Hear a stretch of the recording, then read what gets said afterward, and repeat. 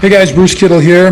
Hi, big shout out to all of our Hidden Pearls podcast folks. So thanks for tuning in again. We're in our off season in 2021.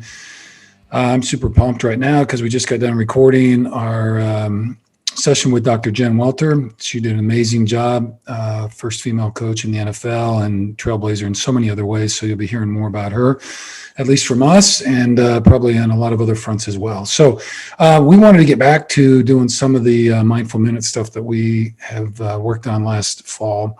And you guys who's followed us, we thank you for that. So some of this will be a little bit repetitive, but I want to introduce a little bit about the work that I do and some of our concepts, and then we'll continue to kind of work on some of those suggestions as we go forward. So the program I run, that we run together as part of Thunderbird Performance, which is the host for Hidden Pearls podcast, is what we call MAP, M-A-P. It is the Mindful Awareness and Performance. So this whole thing has been structured in a way that blends several influences, including the following. So at one level, and this is kind of primary, it is a mental prep course, kind of mindset course, been designed primarily to help athletes and coaches work towards and reach their own version of high peak top performance, whatever you want to call it. It's an entire curriculum with exercises and homework and all of that kind of stuff. It's got classes and then 1v1 coaching throughout the process. So that's kind of the one part of it. MAP also includes some aspects of traditional life or performance coaching. So I'm also certified life coach through an organization called IPEC. And we do that in order to help clients in all aspects of their life to gain greater clarity as they honestly assess where they're at, where they want to go, what's stopping them or what the obstacles are, and how to get, in fact, to where they want to go. Stated mission for MAP is helping people mindfully discover and express their authentic self. So we believe this is true not only in their athletic life, but also in their personal lives as well. So it's tough to be performing at your top level if other components of your life are not also in alignment with that and running well. So that's what we work on. Finally, MAP at its core is a foundational piece of everything we do is a process structured to assist clients in developing mindful awareness. Thus, we're pretty clever here, aren't we? Thus, the name of the program, Mindful Awareness and Performance. We believe it's through this mindfulness that we are able to enhance and improve our performance, not only in our chosen field of play or the sport, but also in life. Thus, MAP embraces and relies upon the core foundational tools of mindfulness, including breath work, meditation, and movement, and other things. So you guys have heard me last year, we kind of worked through then I was calling it the 8 stages of mindfulness. I'm kind of talking about steps now. And the only reason I'm saying that is that stages makes it seem like it's kind of linear and it's a progress that way. And I think these are really steps, or really maybe they're just tools. I don't know. I'm still working on that. So give me a little space on that one. But anyway, I've got 8 components here that make sense to me. So there are a lot of thoughts out in the world on mindfulness. There's all kinds of books, there's conferences, and there's a lot of really great people been doing it for a really long time. So you can kind of dig around, and I encourage you to do that. I'm just working on what I've used in my own progress and learning as a student of mindfulness and the related tools of meditation, breath work, and physical movement, such as yoga or Tai Chi or whatever that is. There's a lot of different things. So I've come to group certain steps of this process, what I call the 8 steps or tools of mindfulness. To be sure, this is not linear in any way. I want to really repeat that. It's not linear. So you don't start it necessarily at the beginning and get to this end. Some of the things kind of evolve and unfold for people personal to who they are. And so you might kind of feel like you're making advancements in one area and other areas might be tougher. So, but anyway, this is the flow that worked for me. So again, to be sure, it's not linear in any way. It's a process, and each of us will repeat, cross over, and learn anew time and time again. So you kind of bounce around. Really, I think of it as concentric circles. So anyway, the steps include, and I start at the beginning because I think this is the beginning, conscious awareness. And then we go to controlled breath, which eventually gives us a calm mind, which leads to what I think are considered to be a compassionate heart, which gives us clear vision, allows us to have courageous action, and then connects to the body to help us get the body to do what we want. And then obviously collective reflection, which kind of looks back on everything. So those are kind of those components, and I'm going to do more on those a little bit later, but I just wanted to introduce those again. So these 8 steps are the different components, and what has made sense to me as I've been on my journey into mindfulness. And I offer them only as a tool for others on their journey. And clearly I make no claim that they are necessarily the best way or even, heaven forbid, the way. I don't think there is the way or a way. So anyway, so just open that up. Anyway, there's no single way to mindfulness. That said, I believe these are part of and taken from the tools and practices that have been used for generations that have proven to be helpful as people enter into this journey of mindfulness. The 8 steps are simply a construct of a path that has made the most sense to me. So I hope it can be useful to others, and I'll unpack them a little bit more as we go. I use these 8 steps as a reference point to discuss the mindfulness process and the different stages or steps that and/or tools, I don't know, that I have experienced in my own journey. There are things to be aware of and to notice along your own pathway into mindfulness. I encourage all of you to trust your own experience and to challenge, use, and/or reject what works and/or what does not work, and to find and create your own path. I can only hope that these are helpful to you along the way as you do so. Okay, so the 8 steps reflect for me the early inner work of learning and practicing mindfulness, including self-discovery and knowledge as individuals. The whole part about knowing yourself, I think, is really important. So we do have some stages for that. We'll come back to that later. Understanding who we are, what we believe, what we want, and working into the transition of learning to take mindfulness and these lessons out into the world and into our daily lives.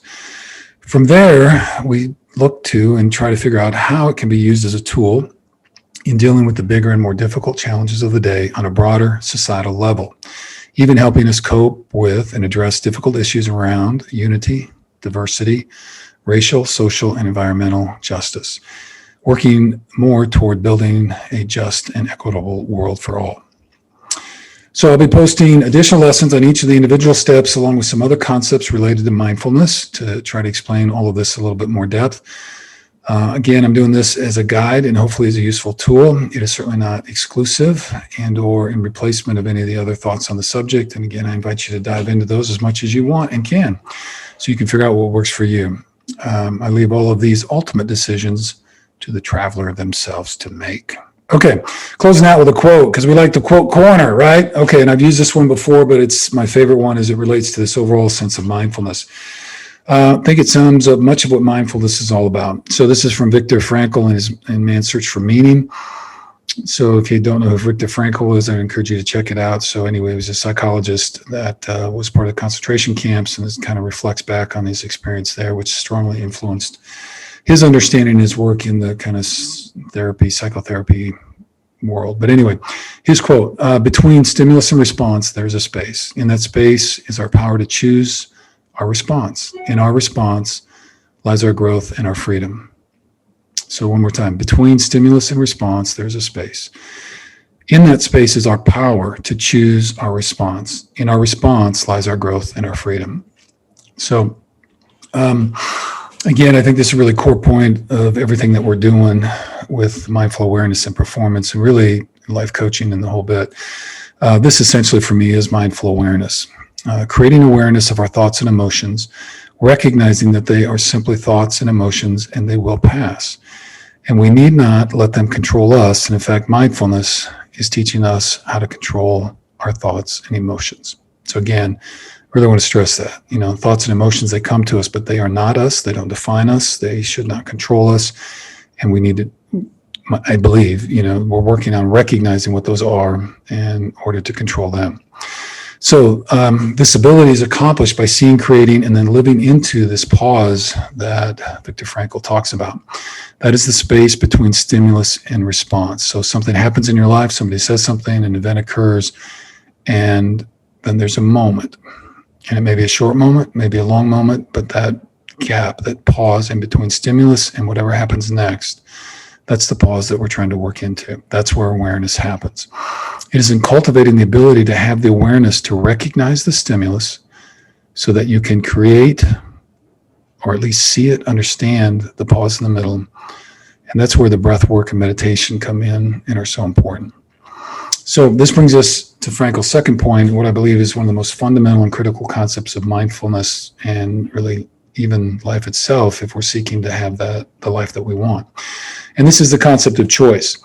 As Viktor explains, the purpose of creating the pause is in order for us to claim, retain, and then exercise our power to choose. I want to say that again. The purpose of this, right, of creating the pause is in order for us to claim, retain, and then exercise our power to choose. That is what it means to be human and to be truly free, to choose our response to whatever life throws at us, to choose who we will be and what we will do. Life, if it is nothing else, is a series of choices we must face over and over and over. And it is in the process of making deliberate and intentional choices based on our knowledge and understanding of who we are and who we want to be in the various moments of our lives that is what ultimately will define us.